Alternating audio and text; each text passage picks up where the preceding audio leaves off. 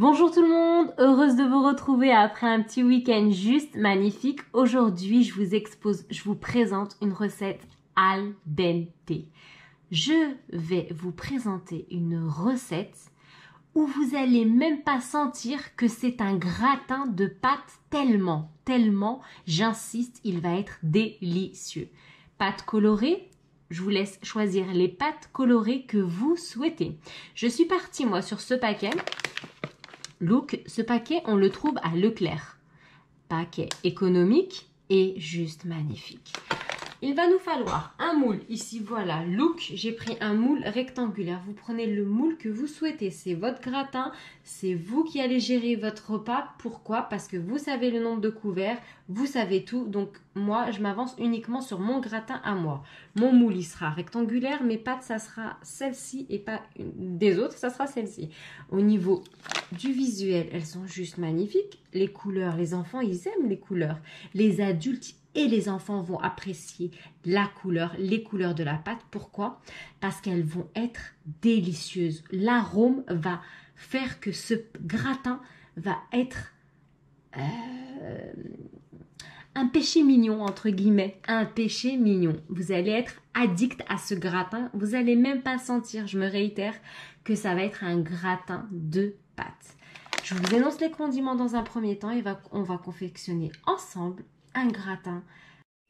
Pour cette délicieuse recette, on va partir d'abord sur la confection d'une crème.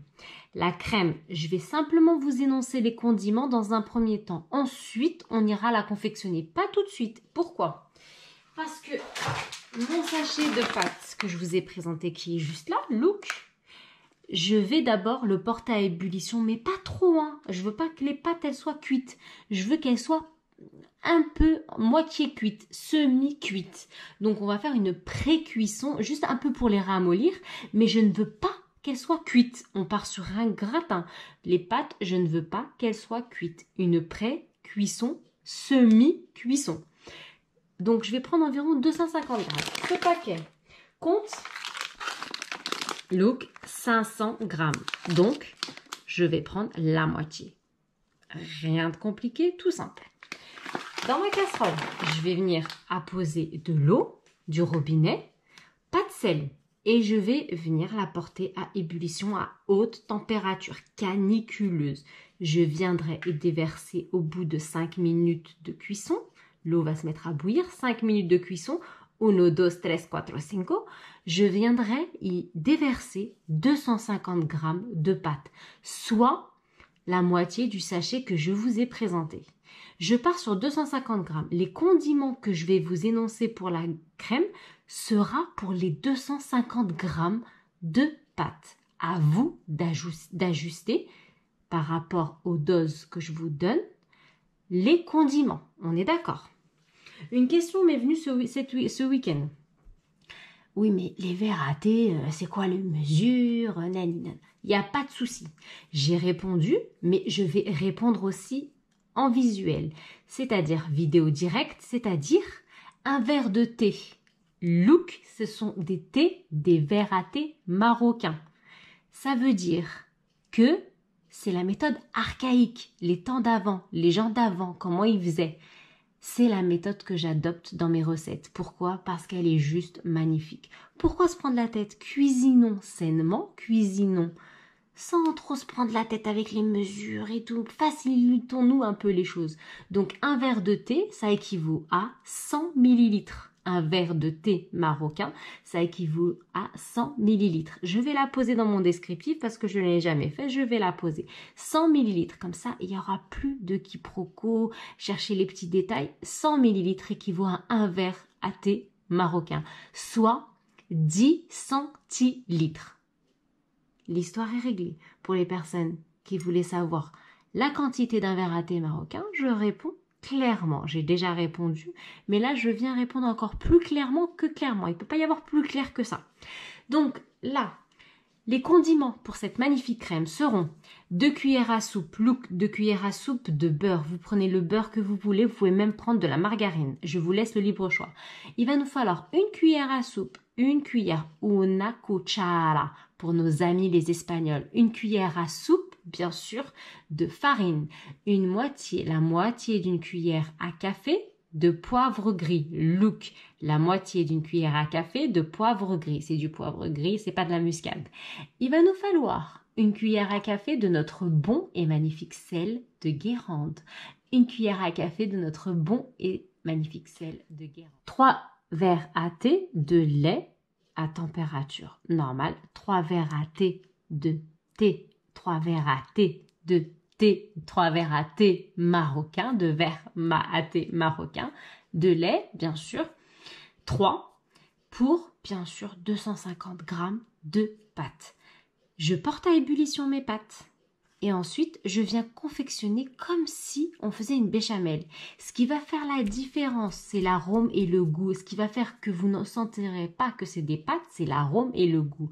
Je vais venir y ajouter, parce que à la maison, on n'est pas trop persil et coriandre, pesto et basilic. Pesto et basilic. J'ai incorporé une cuillère à café. Si vous êtes persil et coriandre, tant mieux. Vous mettez persil et coriandre. Si vous êtes herbe de Provence, tant mieux. Vous mettez herbe de Provence. Si vous êtes ciboulette, mettez ciboulette. Mettez ce que vous voulez, c'est votre plat. Mais je veux quelque chose. Je veux une herbe. Aromatisez-moi vos plats. Je porte à ébullition mes pâtes. Je viens vous les présenter pour vous montrer qu'elles ne sont pas totalement cuites. Et la crème, je la confectionne.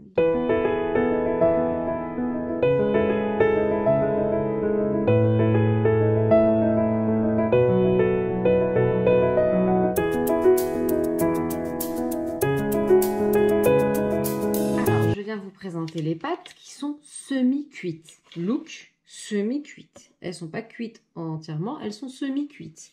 Je les appose dans une passoire et saladier pour bien qu'elles dégorgent d'eau et qu'elles soient al dente. Donc, elles sont semi-cuites. Hein, regardez, vous voyez bien que c'est pas cuit là. Vous voyez, hein, c'est pas cuit, c'est dur. Quand c'est dur, c'est que c'est pas cuit. Hein, on est d'accord. Donc, semi-cuite. Voilà, c'est pas du fake, hein, vous voyez de vos yeux. Donc là, je réserve sur le côté. Qu'est-ce que je vais faire?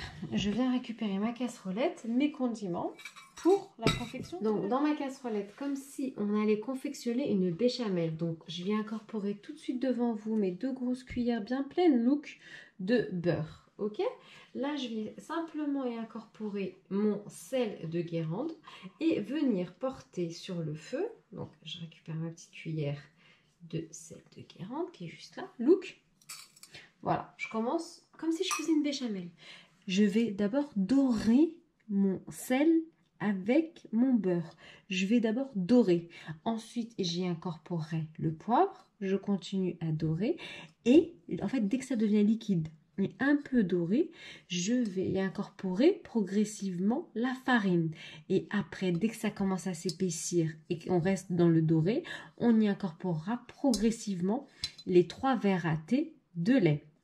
Une chose, un autre condiment viendra s'ajouter, mais ça c'est tout à l'heure. Dès qu'on va voir que ça commence à s'épaissir, je viendrai y ajouter le dernier condiment.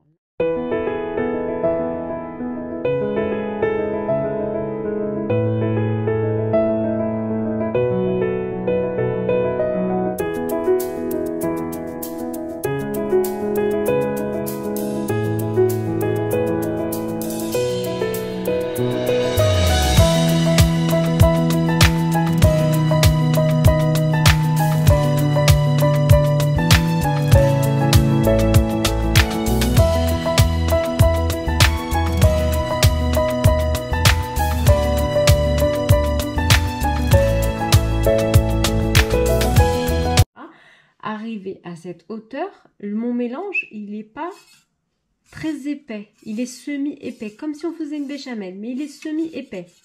Pas beaucoup épais. La crème est encore fluide. Regardez, hein, elle est encore fluide. Je viens récupérer du Philadelphia. Look. Si vous n'avez pas, vous pouvez partir sur de la vache qui rit. Vous pouvez monter jusqu'à 6 portions. Donc moi, je récupère mon Philadelphia. Une cuillère à soupe et je mets une cuillère dans un premier temps, look, si elle veut bien venir, 2 et je vais m'arrêter à 3. Pourquoi? Parce que le Philadelphia, c'est pas comme la vache qui rit, c'est un fromage qui est quand même plus épais. Alors que la vache qui rit, tout le monde connaît, c'est salé, mais c'est léger. Donc, moi, je ne suis pas partie sur la vache qui rit, je suis partie sur Philadelphia. Qu'est-ce que je fais? Je vais venir remuer légèrement devant vous dans un premier temps, comme ça, voilà. Et là, je vais venir porter à feu jusqu'à ce que je vois que ma crème, elle commence, vous avez vu, c'est brûlant. Hein. Donc là, il va commencer un peu à fondre, le Philadelphia.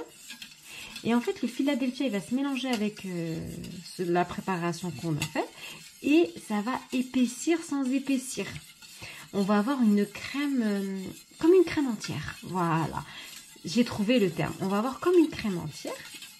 Et on va venir la déverser dans le saladier avec les pâtes qui s'y voilà. Dans un premier temps. Donc là, je me remets sur le feu pendant 2 petites minutes, pas plus. Ma crème entière est confectionnée. Là, qu'est-ce que je viens faire? Je viens d'abord enlever le saladier, le poser là. Il y a un peu d'eau. Je vais le retirer, mais léger. Je le retire, voilà. Et là, je viens passer la passoire entière à l'intérieur. Les pâtes, dans quel état ils sont? Look.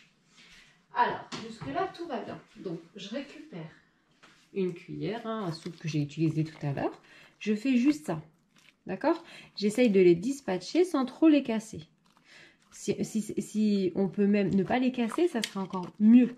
Ça serait magnifique. Voilà. Voilà. Simplement. Là, qu'est-ce que je fais? Je viens y déverser ma préparation, donc ma crème entière. C'est comme de la crème entière. Hein. Elle n'est pas épaisse, hein. C'est pas une béchamel. C'est comme voilà, je l'ai entièrement déversée sur mes pâtes. Là, je vais venir simplement aromatiser. Donc, avec mon fameux pesto basilic, une cuillère à café.